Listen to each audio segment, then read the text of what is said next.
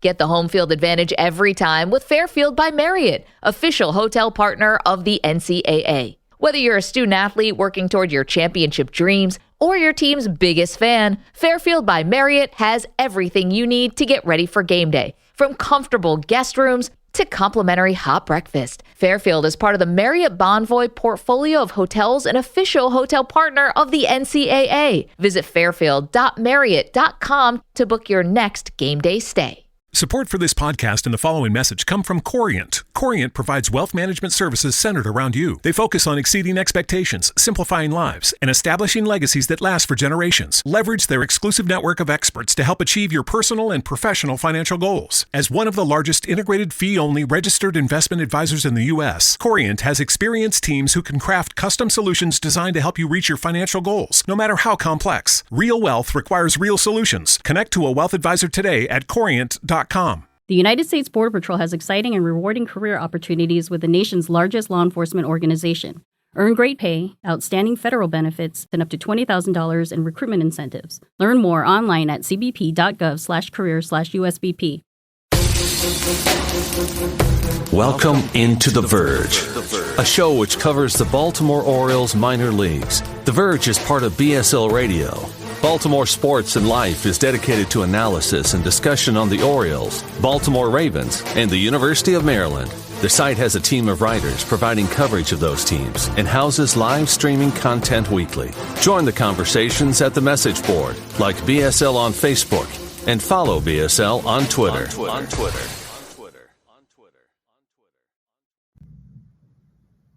Want to make a podcast? Spotify's got a platform that lets you make one super easily, then distribute it everywhere and even earn money, all in one place for free. It's called Spotify for Podcasters, and here's how it works. Spotify for Podcasters lets you record and edit podcasts right from your phone or computer, so no matter what your setup is like, you can start creating today. Then you can distribute your podcast to Spotify and everywhere else podcasts are heard. Video podcasts are also available on Spotify. With Spotify for Podcasters, you can earn money in a variety of ways, including ads and podcast subscriptions. And best of all, it's totally free with no catch. Ever since we discovered Spotify for Podcasters, we feel like having options like video podcasts and Q&A lets us be more creative on another level. I highly recommend you give it a try. Download the Spotify for Podcasters app or go to www.spotify.com/podcasters to get started. Welcome to On the Verge. This is Zach Spedden, joined as always by Bob Fillon and Nick Stevens. And on tonight's episode, we're happy to welcome back the Orioles Director of Player Development, Matt Flood, who is joining us from Florida. Matt, how are you? Hey, guys. I'm doing great. Thanks for having me. Good to see you again. Well, thank you for coming back on the show. And just to we're in spring training right now. Just to give our listeners a sense, what is a typical spring training like for you? It's long, but it's warm. It's actually very enjoyable. Yeah, it's very enjoyable to be down here. I'm in Sarasota, Florida. I've been here for 3 weeks now. I got a few more to go. The weather is warm. I know what it's like in Baltimore right now. Although I think today was a nice day there from the reports I got from my family. But it's been around 70 to 80 degrees most days. And, we usually start the day with some meetings. And then get out on the field. I like to be out on the field with the staff and the players out there for most of the day. Come back in, eat some lunch, have some more meetings, go back to the hotel, or every now and then maybe play some golf, if that's possible. Also, we set up pretty regular staff outing type of things like staff beach volleyball at Siesta Key, which is really nice. Staff basketball. Try to, keep everyone together, energized, have a good time. That sounds like a lot of fun for sure. In your mind, what went well in the farm system last year, and what do you want to see the organization as a whole improve on in 2022? Well, let's go with the obvious. What went well is we got to play. We got a full season in, and I think we had kind of taken that for granted before, but 2020 taught us better, and so we were able to play all of last year, and we had a lot of good performances throughout the minor leagues. I think we were able to see our hitting department make some strides. That was really encouraging because we did put a lot of work into that. Following up the progress that the pitching department had made the year before. So really just overall, it was great to play a full season. It was great to get some of our philosophies off the ground. And I think we had a lot of success. Do you feel like now that we're 2 years now removed from 2020, and even last year, I know there were some hiccups to start the year, but do you feel like from a player development standpoint, things are back to quote unquote normal, whatever that may be in today's world? Or are there still some areas that you see like the organization is still catching up on after that 2020 layoff? It's pretty close to normal. I mean, we're ironing out some kinks. There's still some protocols in place that make things not as easy to do. Things like you would in the past. We have less space now available to us to use because we have to spread out a little more. The food situation is a little different than in the past, but for the most part, I think we're off and running, and we feel pretty normal, and that's really really nice. Good to hear. Let's talk about some specific players now. And one of our favorites, I know is one of your favorites as well. Reports this spring on Joey Ortiz have been really positive. Seen some good videos, some good images of him healthy again after that surgery. Do you think he's back to where he was before that surgery, or is he even better after that surgery? Well, I mean, it's too early to really say if he's even better, but I can tell you that he's moving around really well. He's energetic. He is himself, who is a lot of fun to be around and a lot of fun to watch. He's already made some incredible defensive plays in a few of our sim games. He's always one that staff or those around notice during, defensive drills, and the players really respect this guy. So, we'll see how the season goes for him, but having him back healthy and in good spirits is step one. We all know the kind of the hype with Adley Rutschman, and given how close he is to the major leagues right now, it seems like that buzz is only growing this spring. What are you seeing from him, and how is he staying focused through camp? Adley's dealt with that, I think, for a while now. And to his one thing that's really special about Adley Rutschman is he has this ability to stay present, to control what he can control, to be where his feet are, and to take advantage of every opportunity that is in front of him. So he's not worried about those things.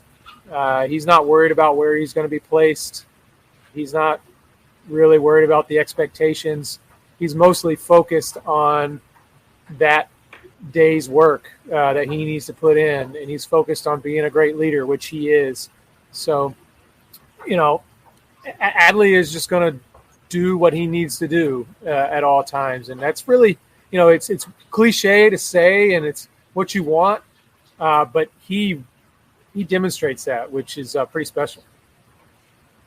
And in a similar vein, Grayson Rodriguez is now seemed to be just considered the best pitching prospect in baseball by everybody, and even number 3 overall for Fangraphs. Looks like he'll open the year in the high minors. He's pretty polished as it is, but what does he need to work on before he makes his major league debut? His polish. He still hasn't pitched in AAA. Major League Baseball is really hard. The hitters there are really good, and it's really with someone with his skill set and those, both offensively and on the mound, who are that talented. The next step is just doing it more consistently, and that's essentially what polish means. So for him, it's just corralling what he has and what he can do, and the more consistently he can execute, the more successful he's going to be, and so that's what he'll be working on. How was it? How impressive was it that Kyle Stowers looked like he hit a bomb off of him in a sim game? Yeah, 3-run home run off the top of the batting cage over right field, which might have been a Utah Street home run. Nice. In Baltimore. I don't know, but it was very, very impressive. Those two guys have competed with each other for a while now. They're great friends, but also when it comes time to facing each other, it's a battle. And Stowers got him that time, but I'm sure Grayson has won that battle a few other times. Another top pitching prospect in the system, a guy that everyone's equally as excited about, is DL Hall. Unfortunately, because of the lockout, we didn't really get to hear a whole lot about his progress after last season. But have you been able to see DL Hall's progress since the lockout is over? And do you think he has a chance to make the major leagues this year, or are you guys just focused on a full healthy year and maybe AA, maybe AAA this year? Yeah, today was the first day that I've seen DL in person. I did not see him throw. Saw him in the clubhouse. He looks great. He's in good spirits. So it's way too early for me to really say how he looks on the field. But he is coming off an injury. He's coming off of not throwing a ton of innings last year. So, your question about the major leagues, let's be realistic there in terms of him needing to still pitch some and progress and build up. But we're very excited that he's back and looking forward to him pitching this year. Heston Kjerstad really has been making progress back from myocarditis. He had a little bit of a setback with the hamstring issue, but prior to that, how did he look in camp? He's a joy to be around. Let me just say that first. He's had a great attitude. He has come to the field every day. He cuts up with the players. He's got a great competitive way and banter about him, and he works hard. He looks great physically. He's been playing good defense in the outfield and having good at-bats. So I've been very pleased with what I've gotten to see out of him, both defensively and at the plate and with his work ethic so far this spring. Turn our attention to Gunnar Henderson. He got a short stint at AA Bowie to end the year, and he played great in that championship series. How important was it for him to play in that situation, and do you expect it to help him transition to facing more advanced competition this year? If you can't tell, we're very much on the train of let's challenge Gunnar Henderson. We like to push him because we know that that's what motivates him. He very much loves challenges. He loves to compete and to face tough competition. And sometimes he gets punched in the mouth a little bit. You saw that last year, and that's where he really learns and responds. And so I think moving him to AA last year, he actually played really well for them in that playoff series. And I think it was a great experience for him. Just being around our upper-level players, going back to the alternate site, and then, players like Jordan Westberg and Adley and, Stowers and so on and so forth, has helped him mature mentally, and then just these challenges are driving him to make improvements, to his game. And absolutely, it's what he needs for his development. Yeah, I think the last time you were on was right after his rough 2 weeks in Aberdeen, the first 2 weeks, and then from there he was pretty good. It's a hard game. It's not the last time he's going to go through a struggle like that. I'm pretty sure. Yeah, we also we had Tim DeJean on a couple of weeks ago, and I know we talked about Gunnar, and he mentioned the work that the mental skills coaching side of what the Orioles implemented was big for Gunnar as well. So good to hear all of that. But you mentioned Kyle Stowers, talked about him and Grayson's battle, but he had an extremely impressive 2021 campaign, broke out one of the fastest rising prospects in the system for especially a lot of fans who maybe didn't really know too much about him last year. But what drove that breakout last season for Kyle Stowers, and where can he still improve this year as he is now on the doorsteps of the major leagues? Stowers put in a ton of work during the COVID off year. And then he came to instructional league. If you remember, he didn't come to the alternate site. And I think that motivated him a little bit. And then he came to instructional league, and then he realized exactly what he needed to do. And he came to last spring training ready to go. And I also think he spent a lot of time with some of our really good coaches and learned a lot about himself and how to optimize what he does well, which is hit the ball really hard. It's really as hard as anyone in our org on a consistent basis.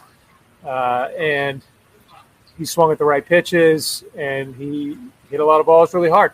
So for him, I think it's just continuing to improve his overall consistency of making solid contact. And the more often he does that, the more success he's going to have.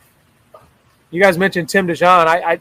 I don't know why you have any other podcast guests. So you should just invite him every week, and then he'll be our fourth wheel.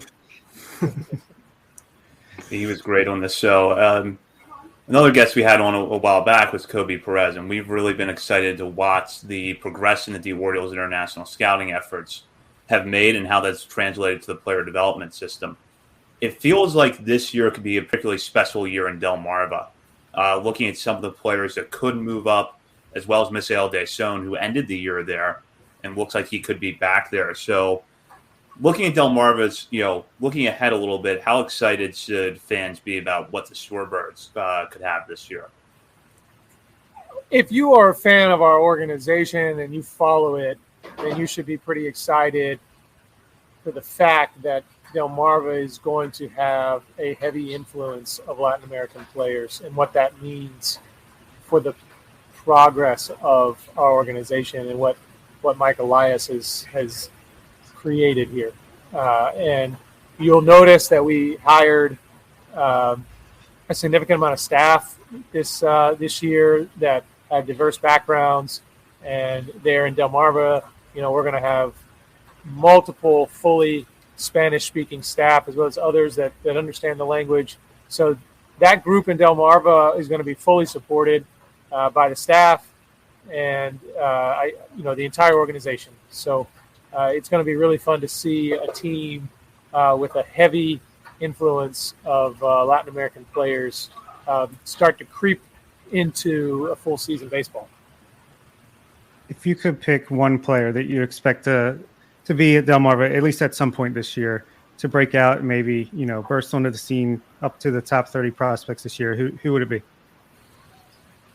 The two guys that I really enjoy being around and watching play are the infielder Isaac De Leon, and then the outfielder, you mentioned him, Misael Deson. Both of these guys are big, physical, athletic dudes with tools. And, the sky's the limit for both of them. And we're gonna challenge them. We're gonna give them every opportunity we can, and it's good. They'll be fun to watch. Some pretty good trading there by Mike Elias to land those two guys. And on a different note, with the shortened spring training, does that make it harder for someone like Kyle Bradish or a Michael Baumann to earn a spot in the major league rotation just because there's not that ramp up, or are they pretty much on the same playing field as everybody else coming to camp? That's a good question. I don't know if I can answer that appropriately. I mean, I think that they're here just like everyone else. They both have electric stuff. If all things are equal, I think that they should have a chance. But that's more a question that I think is steered towards Mike Elias and Brandon Hyde and Chris Holt. That's fair. What did you see from Kyle Bradish last year? Because he was kind of this relative unknown after the trade with LA, but I know he received a lot of hype from yourself and others going into the year. Not comparisons, but putting him on this level, close to Grayson Rodriguez and DL Hall in terms of talent. And then he came out, dominated AA, had ups and downs in AAA, but ended the year as one of the top pitchers in all of minor league baseball over his last 5 or 6 starts. What did you see out of him as he progressed through the year in AAA? Well, he has really good raw stuff, and that's why I say he's kind of right there behind those two horses, because his stuff and the way that hitters react to facing his stuff is similar. Like they don't like hitting off of Kyle Bradish. So for him, it's about polish. It's about consistently repeating and executing that excellent raw stuff. And I think you saw in AA, he didn't have to execute it quite as precisely, and he dominated that level. He goes to AAA where hitters are a little bit better, and he wasn't as sharp, and he didn't get away with it as much. So then he realized that, and he made some adjustments, and he started to get better, and that's essentially what player development's all about. So we saw that last year, and our hope, is that we continue to see that as he wherever he lands this spring, and then continuing to improve his ability to execute pitches. Another pitcher who Orioles fans, I think a lot of Orioles fans are still excited about, Dean Kramer. And he had a rough 2021 at the major leagues and in AAA, a little bit of ups and downs there, but he's got that good track record in the minor leagues. And we saw that potential that he flashed when he made his pro debut back in 2022, MLB debut. Do you think his struggles were more about him just being in his own head, or what are you all working with Kramer on as the spring training begins? Yeah, that'd be another good question, I think, more for Chris Holt and maybe even Justin Ramsey. I mean, last year was a tough year for, a few guys. And, I don't really want to speculate on exactly why. I'm not going to say he was in his head. I'm not going to say it was something else. I think it's a really hard game. And for whatever reason, he didn't have as good a season as he probably would have liked to have had. I imagine he's put in a lot of work. I saw him today. He looks good physically, and we'll see how he comes out this spring. Looking at position players that are a little lower in the minor leagues, Colton Cowser was obviously excellent after coming into the system last year out of the draft. And from what we've seen and what we've heard, it looks like he's put on some good weight over the offseason and might be able to tap into that power a little bit more. What will he need to work on this year, and how far do you think he is from the major leagues at this point? Well, he needs to play. I mean, I said this about Adley. He needs to play a full minor league season and go through that challenge. It's a real challenge to play a full minor league season, play every day, go through the ups and the downs, the not feeling great and still having to play, facing pitchers multiple times over a season, facing teams that game plan against you. So for him, it's experiencing all the things that go into playing a full season, and that's really what it's going to be his challenge. But in terms of his skill set, he's got everything that you're looking for. A lot of feel to hit, which is really exciting. He's a joy to be around. This is a guy that Oriole fans should be excited about and should go out and watch because he can do a lot of things. Seems like a great personality out there. I don't think staying loose will be an issue for him. Well, they get along so well. All the play, it's really amazing. I was talking with Adley about this in the outfield a couple weeks ago, and just the camaraderie amongst that group. It's very much a brotherhood where they get on each other and kind of make fun of each other, and then when it's time to compete, it's cutthroat in the most healthy way possible, and that's pretty special thing to be a part of, and the players recognize it, which is kind of cool. Where does that come from? Is that something the organization is putting effort into, or is just this group of guys just happens to get along real good? I think it's a combination. Of having drafted guys with really good makeup. It starts when you have a guy like Adley, who's just an incredible makeup guy, and then you start surrounding him with others. And then the organization has some values that we preach and that we try to encourage, and they hear it and they latch on to it, and it just sort of snowballs and builds upon itself. But the credit really is with them and owning it and wanting to create this culture of this group of guys who are going to one day compete for a World Series. One of those names that I hope is on that World Series winning roster, one of my favorite guys in this entire system, is Kobe Mayo. His upside appears to be through the roof. What impressed you most about him last season, his first little taste of pro ball there? It impressed me how well he handled Delmarva, to be honest. I mean, he was young. and had never really played or faced professional pitching before.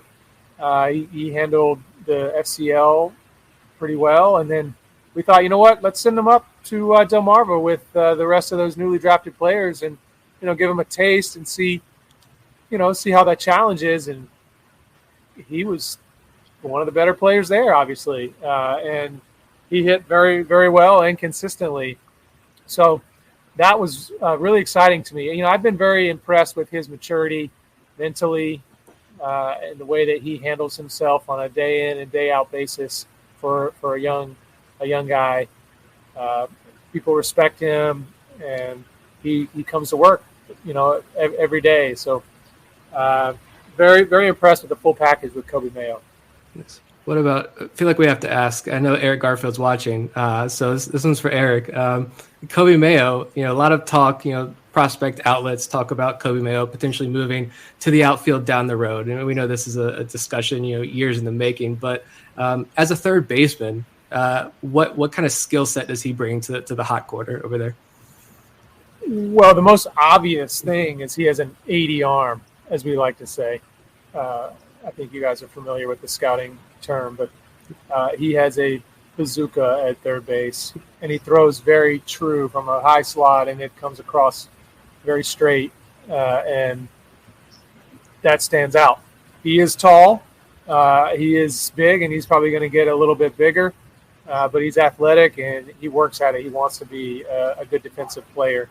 So, I think he has all the skills to play third base. And ultimately, only one person can play third base when you're on the major league team, and that, I think, will be what determines where he plays ultimately. But he's athletic and skilled and has a lot of tools to be versatile. So we'll see what happens. He's still pretty young, and we have a lot of time to figure that out. Another guy we're pretty high on, and maybe even higher on him than anyone, is Gene Pinto. Are we justified in feeling that way? I know Baseball Prospectus mentioned his size and his velocity as limiting factors to him sticking in the rotation long term, but we like him a lot. He's performed well so far, hasn't he? Yeah. And he's got a pitch that hitters don't like, and that's good. And we'll keep working on the rest. So, yeah, you should be you were right to be excited about him. Baseball is hard, so we'll see what happens. But so far, that's been a pretty nice return, in that trade. Jordan Westburg really, I think, impressed a lot of people last year because he's someone who can play all over the infield dirt, has a good combination of power and speed, and it sounds like his makeup is another guy that's off the charts. But he was challenged a little bit. You kind of saw him go through some ups and downs last year.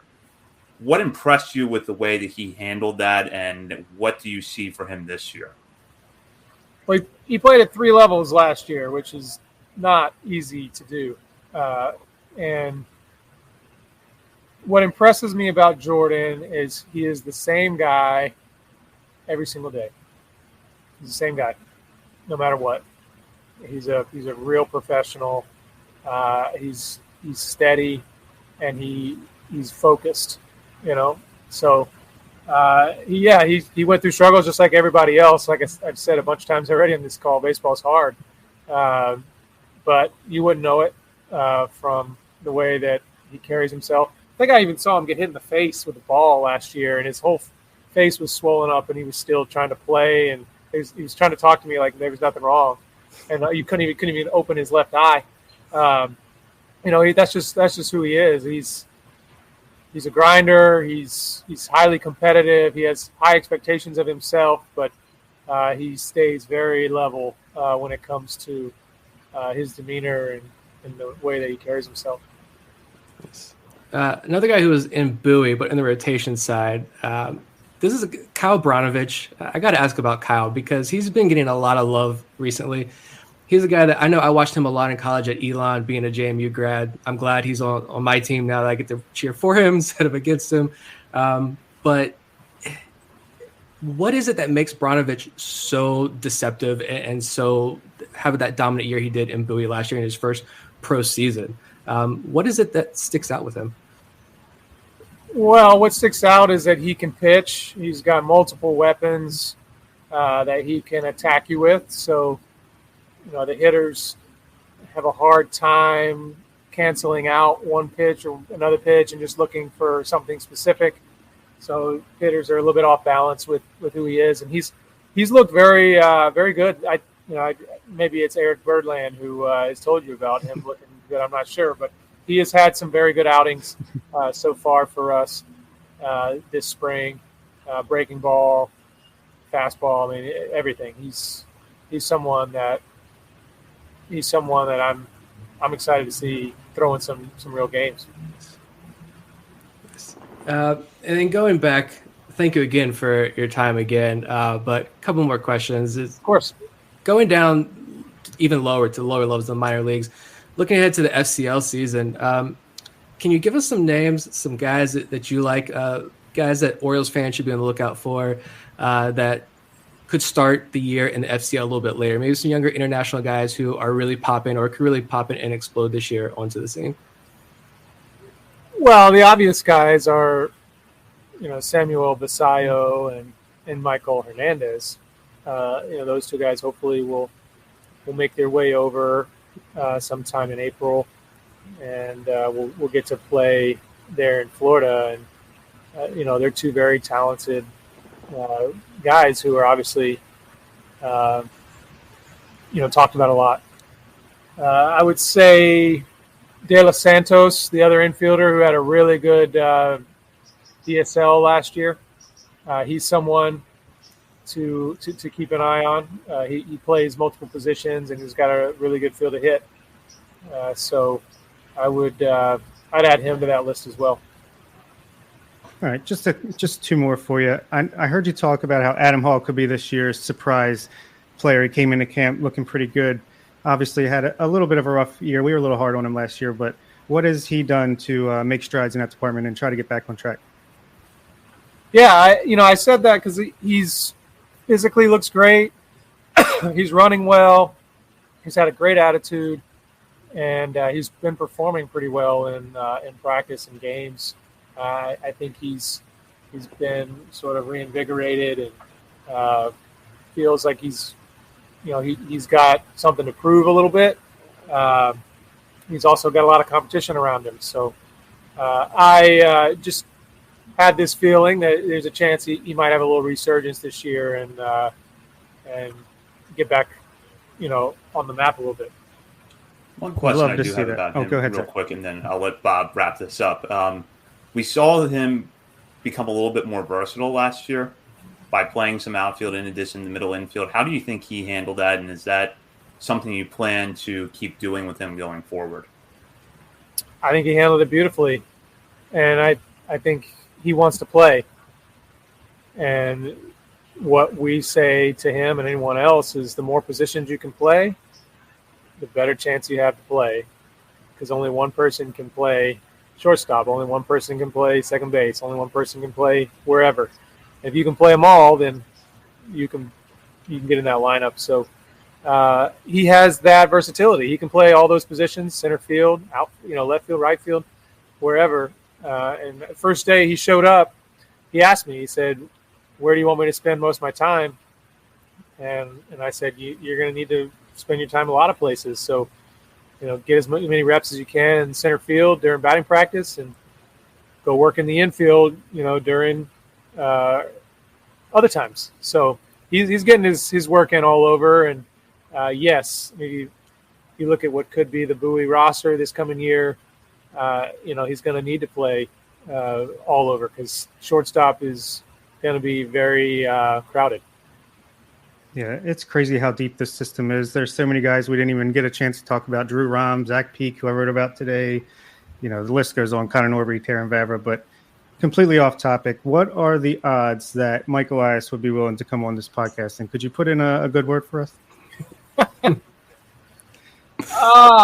He's a pretty busy guy. Yeah, for sure. Yeah, I don't know. I'll talk to him, but I wouldn't keep your I wouldn't get the hopes up on that one. He's pretty busy, and I wouldn't get your hopes up on that one. Of course. No, can't thank you enough for coming on. I want to tell Zach thanks for for coaching my kids in Bolo City flag football. That's really awesome to volunteer for that, and my boys have a blast going to that. Oh, my pleasure. They're great kids and enjoy doing that every Saturday. That's awesome. Well, Matt, thank you for coming on. And I think our live stream viewers and I think the three of us appreciate that you brought the best background that you could bring to this show. No one's going to top that. Obviously, the three of us are not going to top that tonight. I don't think anybody's going to top that for the rest of this year. So good job. Yeah, it's a good spot. The Sarasota Modern Hotel in Sarasota. They treat me very well. Love it. All right, Well, maybe we can get you back on mid-season or something like that. That'd be great. All right, well, thank you, Matt. And All right, guys. All right, see ya. Thank you. Thank you. that was Matt Blood, the Director of Player Development for the Orioles. And before we move on to our next topics tonight, just a little bit of reaction there, and I'll start with Nick. I want baseball to be played right now. I'm ready to go. I'm ready to watch these guys live. Yeah, a lot of good information there. Guys being challenged. Clearly, like you said, Orioles like to challenge these guys, and hopefully we see that with some aggressive assignments this year as well. That'll be interesting to see when these rosters get released where guys end up. But yeah, it sounds like you hear Matt Blood talk, and it's nice. It's comforting that this organization is doing a lot of things the right way. They're putting guys in the right position.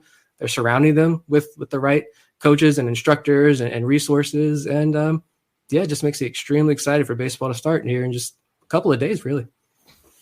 There's really only one thing I got from this interview was Carlos Correa's imminently signing in Baltimore. No, that was a lot of fun.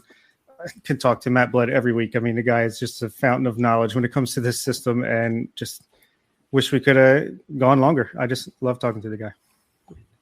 Yeah, when you listen to people like Matt Blood and Tim Dijon, and really anybody from the Orioles system that has been on the show, you just get the sense that everything is heading in the right direction.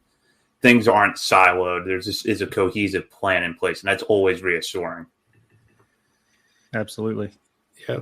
Like I've said before on the show that, we spend every Monday, this week, Monday and Tuesday, talking about, join us tomorrow night live too, talking about, the players in the system and putting the highlights out and highlighting the guys, the work they do on the field. But I think the behind the scenes work is what I've been most impressed with this organization. And honestly, I feel like we should spend more time and bring more of the coaches and instructors on so they can tell their story, because I think Orioles fans would greatly enjoy that, because clearly they're doing a lot of things right.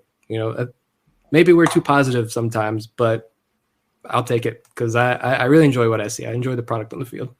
Yeah, 100%. And I love the fact that he talked about these guys just get along so good. And I mean, maybe that's the X factor that's going to really turn things, to a playoff contender, a World Series contender, is if, we got all the talent in the world, but if they can gel and really work together well the way they have throughout the system, that can't be a bad thing. So we'll get into some other topics here tonight, but first we want to welcome a couple new members to our Patreon community. We usually have a shout out at some point during the episode. In order to get the interview in with Matt Blood, we did that first, and we decided to make this sort of the transition to the next topic. So I'll let Bob shout out our new members. I think it's only one, but his name is so good that it's really, really worth more than that. It's Cannon Fazenbaker. Love the name, Cannon. Welcome to the club. He signed up for a year straight up the bat. You paid for the full year up front, and he's in the WhatsApp group having a good time. So welcome aboard. Yeah, welcome, Cannon, and thank you for your support. So the big news in baseball that, obviously took place in between episodes was that Jose Iglesias signed a 1-year deal with the Colorado Rockies. Oh, no, hold on. Yeah, the lockout ended. The thing that we spent months talking about, overanalyzing, even though we were doing a minor league show, we didn't have to talk about it every week. It still sort of loomed in the background of every show. It's finally over. We will get a 162-game season. A lot of changes coming to the game. Maybe for some it didn't go far enough in the players' favor, but I'll just start with Bob here. Having the new CBA obviously is good because we have baseball now. We can look forward to, Orioles opening day. But what were kind of your takeaways from the deal? Baseball is back. There are going to be 162 games. That was my number one.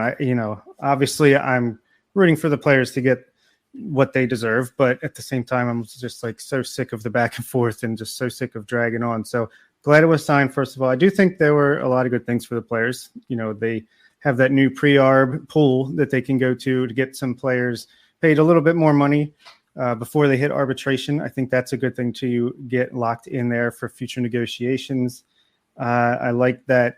Well, I did like that we were back to 9 innings, no matter what, if it's a doubleheader, if it's no ghost runners, but it seems like they might actually add the ghost runners back, which I'm not as upset about as it seems a lot of people are. But I think it's relatively fair considering how far behind the players were, from the past couple of CBAs. You can't win it all back at the same time. So I'm just happy they're playing ball. April 8th, right? Let's go.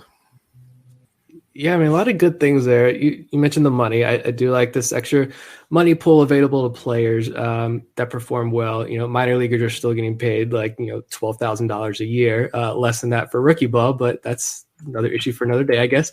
I like the DH. We knew it was coming, but now it's official. I absolutely love it. I know I was listening to a podcast this morning of an NL team, and they were upset that we'll never get to see the Bartolo Colons or the Madison Bumgarner home runs ever again, and they're going to fill their DH spots with guys who hit 220. I'm like, well, it's better than a pitcher who hits 013 for the year. So I'm glad the DH is here in both leagues. I love the schedule too. This new, more balanced schedule that's coming. Seeing more teams at Camden Yards, seeing more of the NL teams, seeing the Padres, seeing the Dodgers come to Camden Yards more often will be a lot of fun as just a baseball fan. I don't want to waste my money going to Nats Park to watch those teams. I know I could do that, but I want to have fun when I watch baseball, and Nats Park it makes me just sad inside whenever I go there. But I'm interested, y'all's opinion on, I know the optioning, their attempts to change the service time rules and service time manipulation. And one of the things that was the optioning, only being able to limit guys 5 times, I think still that's too many times. But I don't know if you guys think that's a good thing. Is that going to stop anything, or what are your all's thoughts on that? First of all, I do love that more balanced schedule that's going to start in 2023. That's amazing. Not just because, we have to play these mountain of challenge in the AL East with the Yankees, Blue Jays, Red Sox, and Rays, but just because, like you said, I want to see more. If I'm going to get my son into baseball, I'd like to be able to take him and see more of all around the league, the best players. But now I forgot what you asked in the first place. Optioning 5 times. Yeah, I do. Yeah, I think that's too much for sure. But I think it's one of those things, get it on the books, and then you can kind of, work it down from there. Maybe it'll go down to 4 the next time and then 3. I think 3 would be a good number personally, but I do like that it's at least on the books and now they can work on it from here. Yeah, I still feel like 5 is a lot, but there needs to be some sort of limit. And like Bob said, we can work on it from here. I do want to say this, though. Nationals Park is not as sad of a place to see a game as Guaranteed Rate Field. I haven't been there yet. Yeah, that's not exactly the happiest place on earth to watch a baseball game. But, I think that 5 times is still a lot, but there needs to be some sort of out for players that just are routinely optioned up and down repeatedly with the same organization. So, I think this is a good thing. How about the draft lottery? Is this going to curtail tanking? See, I don't know. First of all, I hate that it's 20 rounds now moving forward, which I figure we all knew that was coming, right?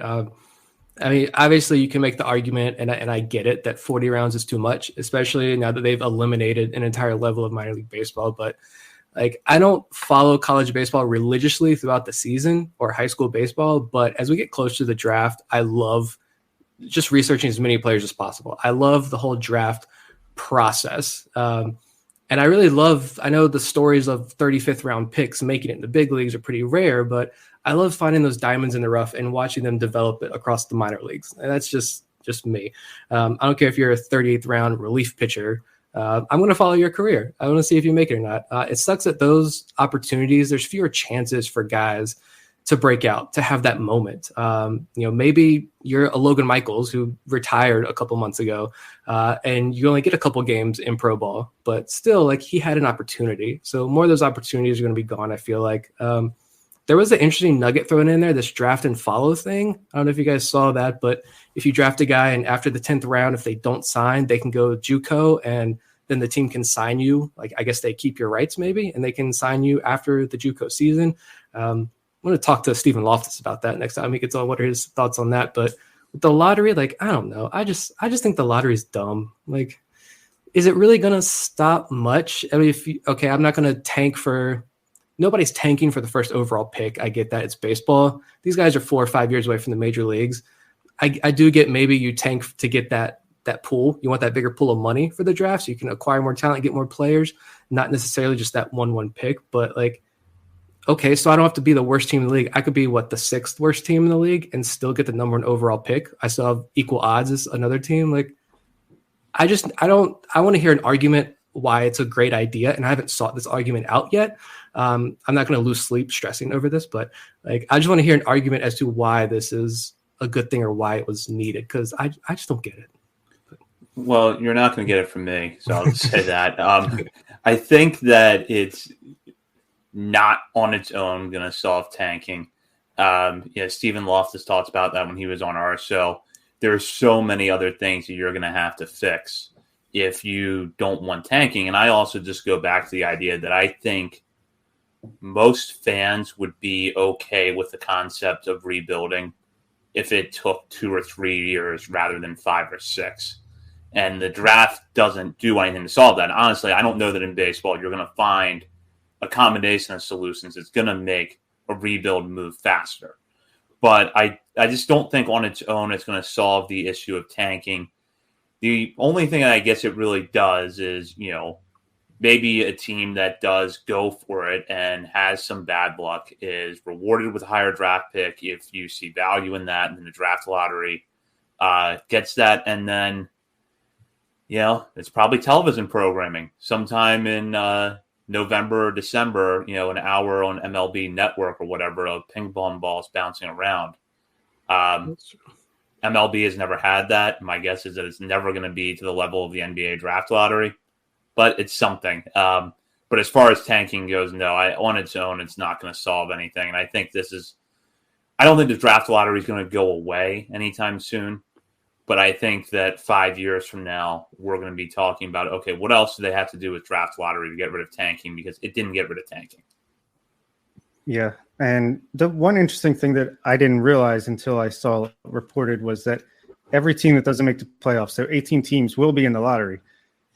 Just most of them will have minuscule, less than 1% odds. But could you imagine the Yankees just missed the playoffs by a game and then boom, first pick, boom, second pick, something like that? That would be pretty crazy. But and also the draft and follows. I mean, that used to be a thing, and then they got rid of it. I'm not sure why they brought it back, but I guess you take some high upside high schooler who's not expected to sign, and it's kind of a backup plan in case one of your top picks you can't sign them, or maybe something happens where you're able to sign them later. I don't know. I thought it was more of a thing before there was hard draft slots, or not hard draft slots, but just the slot values and the limit of the amount of money you could do in the draft, but we'll see how it goes. Yeah, it'll be interesting to see how this develops. Maybe, like you said earlier, this is one step, like the option thing. It's one step as they feel this thing out. Because I just don't know. Like, I don't feel like attacking the draft is going to stop this.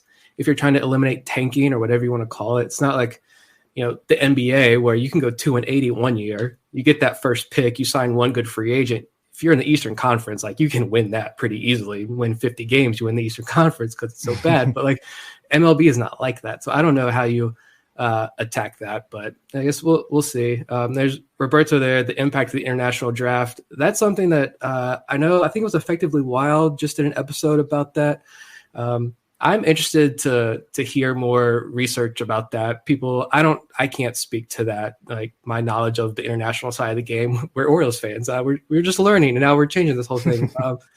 But yeah, that is interesting. I'm curious. I've heard a lot of good. I've heard a lot of bad. I don't really have a set opinion yet, but I don't know if you guys have an opinion about the international draft yet. But I wonder how it does impact. I wonder what the conversations are like with Kobe Perez and Mike Elias behind the scenes of, did they know this was coming?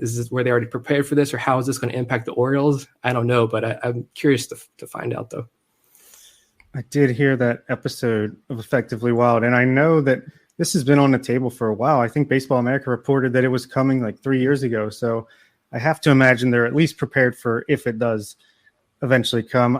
I don't know if it's better or worse than what the current system is. I don't know if there's anything worse than the current system as far as, recruiting these kids when they're like 12 years old. So yeah, I'm gonna just see how it plays out. I can't have an opinion on this. I don't know. Like you said, we're so new to the international game as a whole. So what do you think, Zach? Yeah, it's hard to know because I don't know that we'll know the actual structure of the draft until sometime this summer. Because they kind of, put the decision off a little bit, which was really one of the last big sticking points in getting a deal done. I'm not surprised that it has come up. I mean, Ben Badler talked about it when he was on here, and it is something that I think has been a priority, especially for the owners, for a long time now. One thing that I was a little confused but still sort of intrigued by was I think saw it reported somewhere that the draft order would not be determined by win-loss record or by a lottery, but it would actually go in pods where you have these groups of teams that basically rotate through different parts of the draft order each year or every few years. And I didn't quite understand the merit behind it, but I'm not opposed to it. So it's one thing I'm interested in learning about if that actually stays on the table throughout this process. So I did hear that. And again, because this still has to be negotiated out, so we don't know how this is going to look like yet. Probably won't till next year. But, if I did see that pod thing, and it'd be like, every 4 years you'd get your draft at or near the top of the draft, which, I don't hate that, I guess. I guess that's fine, too.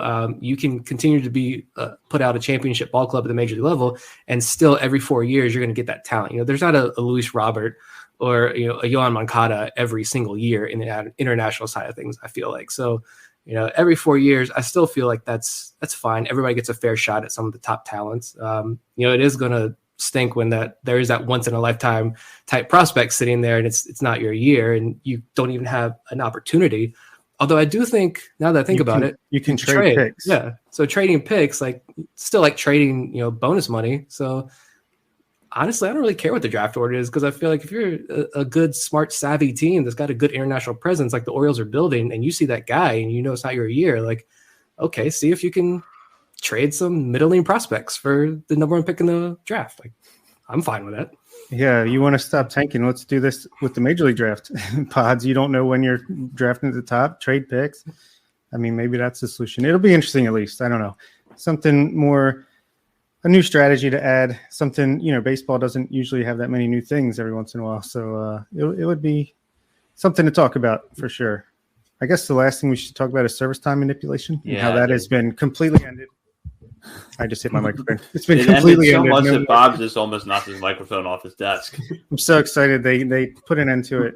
Adley will be up opening day no matter what. Yeah. I mean, does it? Did we end service time? I don't know. I haven't really dove into this, so I don't know. But what I was looking at, are you really going to bank on, is it that first year? So, you bring Adley up this year, and if he finishes top 2 or top 3 in Rookie of the Year, it's whatever, it's good, you win, player wins. Or is it before he hits arbitration? First year. Is any team really going to bank on that, gamble on that? Absolutely not. Even Adley Rutschman, as great as his prospect as he is, darn well the Orioles aren't going to bet on him winning or finishing top 3 in Rookie of the Year to get that extra year. No, whatever. I still think he's the catcher on opening day, but this isn't going to stop anything. Yeah, I don't know how many plans is going to change. What I sort of feel like the final result of this was the enough players and enough owners just decided the Chris Bryant situation was so atrocious that they vowed it would never be repeated again. Because if the Cubs had held Chris Bryant back in 2015 under this system, he would have ended up getting that year of service time because he won Rookie of the Year that year. The Cubs would have gotten a draft pick. They would have gone to the playoffs. Everybody would have been happy. So it almost sort of felt like, okay, that situation will never happen again. But I don't know and we'll see, a year or two into this, what it does. I don't know what it does to address, the Orioles and Adley Rutschman, or the Royals and Bobby Witt Jr. Like, the Orioles and the Royals are both going to be pretty bad this year. And that extra year of service time for both of those players could mean something down the road. And I just don't know that they're going to be willing to sacrifice it, especially because looking at those two guys especially, how much do they really have to do to get into the top 3 of American League Rookie of the Year voting? And I know that it's not easy. Ryan Mountcastle was a perfect example of why you don't want to take that award for granted last year. He had a good year, and he couldn't get into the top 3. But you also feel like Adley Rutschman could have a good year, not maybe a great year, and still get in the top 3 for Rookie of the Year voting. Yeah, it's definitely possible. So, yeah, I think the rule is if you are delayed your start time and you get the top 2 spots in Rookie of the Year, then you get the whole year no matter what. If you start the year opening day on the roster and you finish top 3, the team is rewarded with draft picks. Yeah, I wonder if some teams might, instead of start delaying people right out the gate, look at Jared Kelenic last year. They delayed him to get that extra service time. But if they started him on opening day and he struggled the way he did, then they're justified in sending him down for as long as they want, let him rebound. He'll come back up.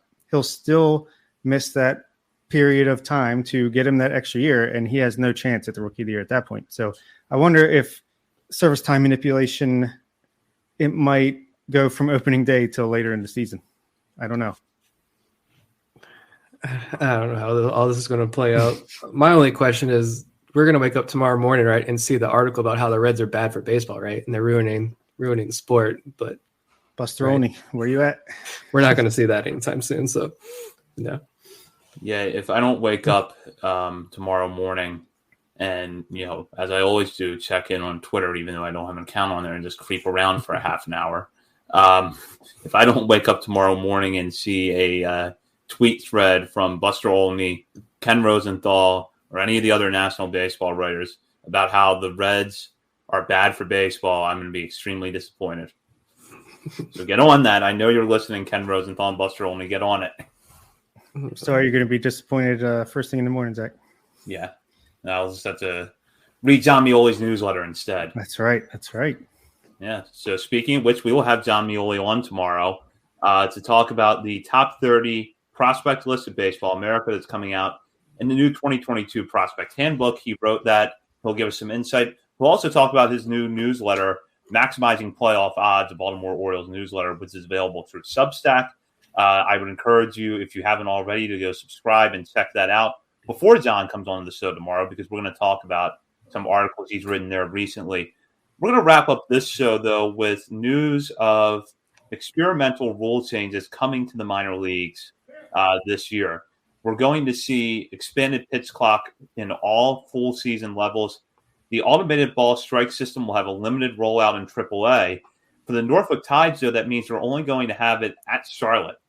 So when they play the Knights this year on the road, they're going to have it, but not at other ballparks. It'll be more expansive than AAA West. A few other things there. We're also going to see the shift band, I believe, every level below AAA this year. So seems like MLB, knowing how its league is going to look in 2023 and beyond, trying to maybe iron out some of these rules before they get to the majors next year. But Nick, what are your thoughts on this? Some of these rules, I don't really care. It's fine. No one's really going to notice. My biggest one is the pitch clock. I am 100% yes. Put this. I think it needs to be strictly enforced, though, by the umpires. You don't need a minute in between each pitch. Like, I don't care if a game's going to last 3.5 hours if it's constant, playing. If there's constantly pitches being thrown, there's action on the field. I will sit 3.5 hours. I'll sit 6 hours and watch the game every single night. But it's the fact that, it's 3.5 hours and there's a half hour of dead time in there. Like, you can get rid of that. So younger pitchers are used to this. Older pitchers can just deal with it. Like, if you get rocked, it's because you're bad, not because you had to speed up your routine by 10 seconds. Put the pitch clock in and enforce it. I can't believe they're ruining baseball with these bigger bases. Like, I'm not even going to talk about that one. The shift, though, I don't really know how I feel about it. Like, I don't know, maybe it was having Brian Baker on last week, and he's turning me to this like old man, get off my lawn type deal. Like, if you want to restrict it by having all 4 guys in the infield, dirt, I'm fine with that. But I also see the reverse where like the data is there. If the data says put your defenders here, you're going to get the out. Like, if I'm the manager, I'm putting my guys there. I think that should be fair game. So, but at the same time, like, I would enjoy more balls in play. I would enjoy more offense and action on the field, speeding up the game a little bit. Again, it's not this. Everybody's the argument, well, the pitch clock will cut off 10 minutes. Is 10 minutes really going to make a difference? It's not about cutting 10 minutes off a game. It's just about getting action on the field. The robo umps too, I guess I'm kind of the same way. I am excited to know that it's at least in Charlotte, so Orioles pitchers will get a small opportunity to work with it. I do like that strategy of you got to learn the umpire as well. I like the idea of the umpire maybe giving that pitcher an extra inch if he's feeling it that day, I'm not going to lie. But at the same time, like, the right call needs to be made every single time. So I think that, again, you got to hone that and get that right, because I know they've had a lot of issues with it in the Atlantic League and stuff, especially like if you're a guy like Cal Bradish, that big breaking curveball, you might have some hiccups with that. But that with the challenges, being able to challenge pitches, I think that will, as long as it improves the overall call percentage, I'm fine with that. Bring on all those rules. But my biggest one, if I had to pick just one, it's the pitch clock. Bring it and enforce it. Yeah, I was just nodding. I'm surprised I don't have a headache now. I was nodding so much agreement with what you're saying, Preachel, and about the pitch clock. Yeah, as long as you enforce it, I think it would be great. And it's not because, like you said, the time of games, it's the pace of the games more than just the flat out time. So, yeah, the bases, it's fine. It's whatever. The shift, that is the one that I'm like, I try to keep an open mind. So I can be convinced, but I do not. Immediately, I'm not for banning the shift, but I want to see how it plays out. At least it's going to be in the minor league level with 2 A balls and double A ball. Then we'll get plenty of data on that and see if it actually does, get some more balls in play and make it more exciting. If that's the case, then okay, maybe I could get behind it. You can always backtrack, I guess, if you need to eventually. And was that it?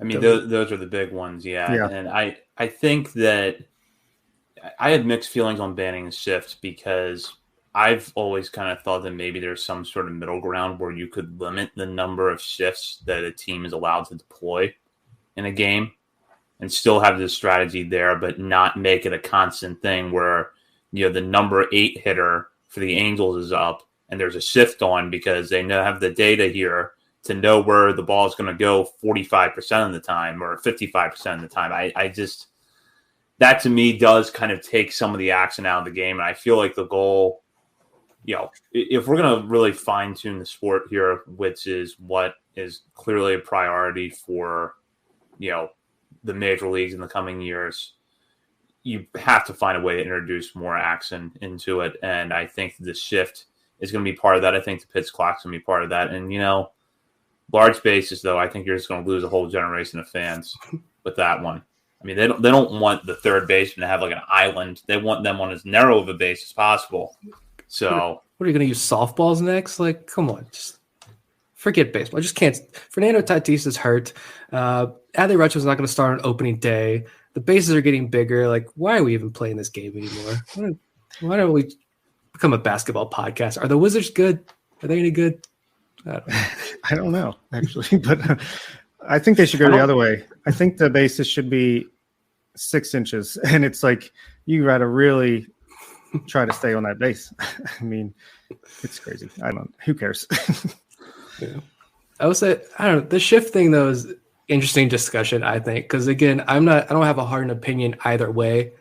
I can be convinced both ways, and honestly, all of these rules, give it a year. Give it 2 years. No one's going to be talking about them anymore. It's like Bob talked about earlier. We don't get a lot of change at one time in baseball. Anything gets changed in baseball, people freak out. You make a little cosmetic change to Camden Yards, people lose their minds. Like, no one's going to talk about any of this stuff in 2 years. Probably because there'll be something else to talk about. But like, I don't know, the extreme shifts I do get, like putting Manny Machado out in like short right field, like,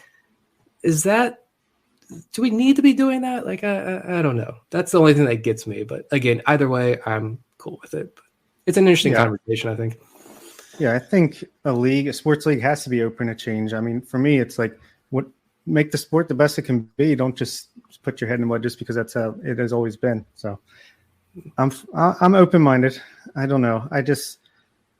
It seems like, I guess it's not that much different than like you can't stand in the box in basketball for 5 seconds or whatever, but I don't know. It sounds different. And I will say that I think experimenting with it in the minors is a way to know how it's going to work when it gets to the major leagues. And it does feel like with one of the outcomes of the CBA is going to be that the league is now going to have more autonomy to make these changes on a year-over-year basis. So, do I think that they already know the pitch clock's coming in 2023? Yeah, but it would still be good to see what the data looks like after a full year at every level of the minor leagues. And the same with the shift. I mean, you want to see how that looks and, what would be the best plan? Do you implement it on some sort of gradual scale if that's possible? Do you go full out ban 1 year? I did want to kind of go to this point though, because this comes up a lot with the shifts. Do you think it's going to change the, outcome a little bit for some of these 3 true outcome hitters that maybe have had to go more home run and walk in recent years? Because if you're, Joey Gallo, you got an extreme shift on you. Now those guys, might be able to put the ball in play a little bit more. It's possible, but I still feel like a home run's better than a single no matter what, right? So I don't know how much it's going to change, but just with batting average for balls in play, they might increase their average by, 10, 20 points alone from that. But I don't think Chris Davis would have his career would have gone much different if the shift was banned per se. Yeah, I mean that's the thing though. Like you're not going to turn a Chris Davis type hitter into a 400 hitter because you ban the shift. Like it might be marginal improvements. Which okay, if a guy like we'll use Joey Gallo since he's still playing, or I don't know, is there anyone on the Orioles a good example that gets really hurt by the shift? I can't think of any off the top of my head. But like, if you got a guy, if he's only hitting like 20 points higher, like what's the harm in that? Right? I feel like that's good. He's not going to be a 210 hitter. Is not going to start hitting 410. It's going to be small changes, small improvements. And I feel like for hitters, I don't play professional baseball, so I don't know. If you're getting that extreme shift every time, I know you have some people who just say, well, just bunt it down the third base line, just tap it down the third base line. Well, you can't just do that. Like it's not that easy. So, like, of course, I'm going to go up there thinking, all right, well, if I got this hard shift, I can hit. How many times have we seen that you look on StatCast and it's like a 990 expected batting average because it's hit so hard in a good spot? That should be a hit 99% of the time. But, like, if I'm in that situation and I know, well, I can just hit a nice hard line drive and get a base hit, I might feel a little bit more comfortable at the plate. So, I don't know. Yeah, guys, what percentage of the league is throwing above 95 mile an hour at this point with insane sliders? Yeah, just put it right down there. No problem. Not everybody's Cedric Mullins, so. Yeah. Well, so we'll be interested to follow how these rule changes play out in the minor leagues this year. Hopefully hear from the players firsthand during the season, how it's affecting their play or not affecting their play. So before we wrap up tonight's episode, we've covered a lot. Any final thoughts, starting with Bob? Yeah, I think the one rule change that I forgot real quick was the robo umps, and I'm for the automatic strike zone as long as they can nail it down. I don't think it's ready yet, so I think if you get it right, fine, but don't want to. It would be a catastrophe if they put it in there and there's balls going right down the middle that are getting called a ball and all that stuff. But yeah, I would just say. You only miss 100% of the shots you don't take or something. So I had to put the question about Michael Elias in there. Let's get it in his brain. Maybe it'll work its way in there, and then eventually he'll be like, yeah, I will do that. It was for the fans. That was for the fans. We got to have lofty goals here. Yeah, this is fun. Always enjoy talking with Matt Blood. 2-time guest now, Matt Blood, which is just mind-blowing that I never thought we would get this big, and here we are. And it's because everyone that's listening, like you guys, listen every single week. I greatly appreciate it. I know Bob and Zach do as well. Check out Bob's piece on BaltimoreSportsLife.com today, talking about everybody's favorite pitching prospect. You're welcome because of Zach Peak. Yeah, he's going to explode this year. He'll be in the major leagues in 2023 opening day rotation. bookmark this clip, send it to him. Yeah, that was an excellent piece, Bob. And you're talking to John Rhodes soon, or you have already talked to him, right? I haven't talked to him yet, but we should get that lined up pretty soon, hopefully this week. Yeah, that was stressful and a lot of fun at the same time. I'm trying to expand my repertoire as a writer, and did an interview and integrated those quotes into the piece, and hopefully it went well. I enjoyed writing it. I enjoyed talking to Zach, as always. He's a great guy, hard worker. I think he, like Nick said, he's going to blow up. And if he doesn't, it's not because of any lack of effort on his own. The guy puts in the work, and he's got great stuff. So, yeah, thank you. Well, we'll be back tomorrow night with another live episode as John Mioli, the author of Maximizing Playoff Odds, a Baltimore Orioles newsletter, joins us to talk about his work on the newsletter as well as in the new Baseball America Prospect Handbook. Thank you to Matt Blood for appearing on tonight's episode. And remember to follow us on Twitter at BSL on the Verge, and to check out BaltimoreSportsAndLife.com, where you'll not only find Bob's piece, but other coverage of the Orioles and sports such as college basketball, the NFL, and more. Be sure to join the message board there and hop into the discussion with fellow readers as well as writers on the site. For Bob Phil and Nick Stevens, this is Zach Spedden. You've been listening to On the Verge. Mike Rowe here with a few thoughts on my favorite sweatshirt, a classic zip-up hoodie that used to be navy blue but has since faded to what the fashionistas call a distressed indigo. It's 13 years old, soft as a flannel bathrobe, and after a few hundred dirty jobs, demonstrably and undeniably indestructible. This is the kind of sweatshirt girlfriends like to permanently borrow, but I've held on to this one because I got it from American Giant. American Giant makes all their stuff right here in the USA, so they can control every link in their own supply chain. That matters, because when you buy American Giant, you not only get great quality, you create jobs for people in factory towns all over the country.